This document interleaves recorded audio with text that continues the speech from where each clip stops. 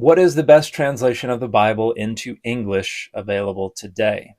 Hey, everybody, I'm Dan McClellan. I'm a scholar of the Bible and religion, and I get this question every single day. And to kind of give away the store a little bit, the updated edition of the New Revised Standard Version is usually the translation that I recommend. However, I usually start off by saying it depends. It depends on why you're engaging the text, how you want it to function. Do you want it to have a literary function? Do you want it to have a missionary function, an administrative function, an apologetic function? And what are you bringing to the table? Do you have degrees in English literature, or is English a second language for you? Are you looking for a translation for a 12-year-old? There are a lot of different reasons people engage the Bible, and so a lot of different dimensions of quality that can intersect. And usually when I tell people this, they say, I just want to try to get the closest to what the authors originally meant. So there's a degree of originalism that is being prioritized. Most of the time I'm asked this question. And so in determining which one is best, I consider three main dimensions of quality. One is the scholarship. What kinds of manuscripts are the translators relying on?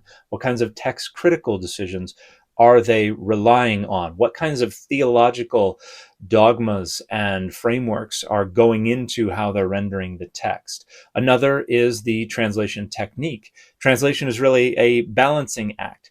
How much work is the translator willing to put in to bring the text closer to the target audience so that they have to do less work? And on the other side of that, we have translations that demand a lot of work from the target audience. They have to have an awful lot of understanding of the source culture in order to be able to get the most out of the translation. But that translation is therefore going to be closest to the source text. And so it's a balancing act between accessibility and faithfulness. So that's another dimension of quality. And that's usually going to be related to the third dimension of quality, which is the language register that's being used. How accessible is it to a reader of English? Is it accessible to somebody who understands English as a second language, or are they going to need to know an awful lot of the intricacies of how English works literarily, rhetorically, and all of that kind of stuff? But when we consider all of those things, and you're looking for a Bible that contains the Hebrew Bible and the New Testament together, I usually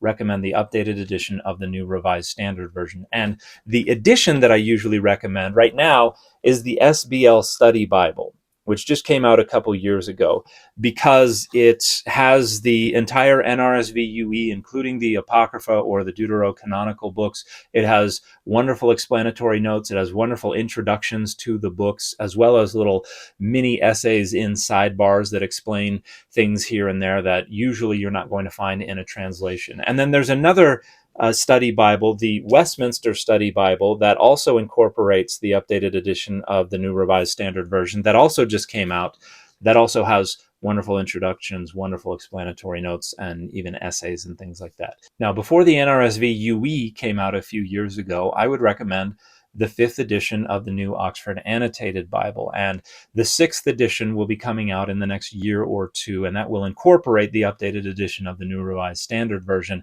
And I will probably shift my allegiances to that translation once it comes out, but we'll have to see how it goes. Now, there are other translations out there that are also very good in their own ways. The NASB does some good things. The NIV does some good things when it comes to accessibility, but it also presupposes univocality and inspiration, which means it's fiddling with the language and the translation in order to make it seem like it agrees in places where it actually disagrees. The ESV does some very good things, I think, but it is fundamentally a complementarian Bible translation. It is intended to defend the subordination of women to men. And so a lot of its translation choices are deeply problematic, and I don't recommend the ESV, and particularly not study editions of the ESV. If you're just looking for a Hebrew Bible, Robert Alter recently published his own translation of the Hebrew Bible that is very, very good and has a lot of explanatory notes. It's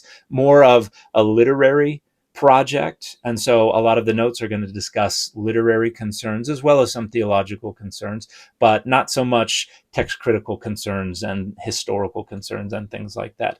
There's also the JPS Tanakh, which is the translation of the Jewish Publication Society. This is a Jewish translation. It is very good. The second edition of the Jewish Study Bible incorporates this translation and also has wonderful explanatory notes and things like that. There is also the very thorough JPS Torah commentary series, if you would like commentary from phenomenal scholars on the first 5 books of the Hebrew Bible, the books of Moses. And there's also a wonderful Jewish annotated New Testament that uses the NRSV, but the explanatory notes, the introductions, the commentary come from Jewish scholars who are situating the New Testament within a Jewish context to explain how these things relate to what was going on within Judaism at the time.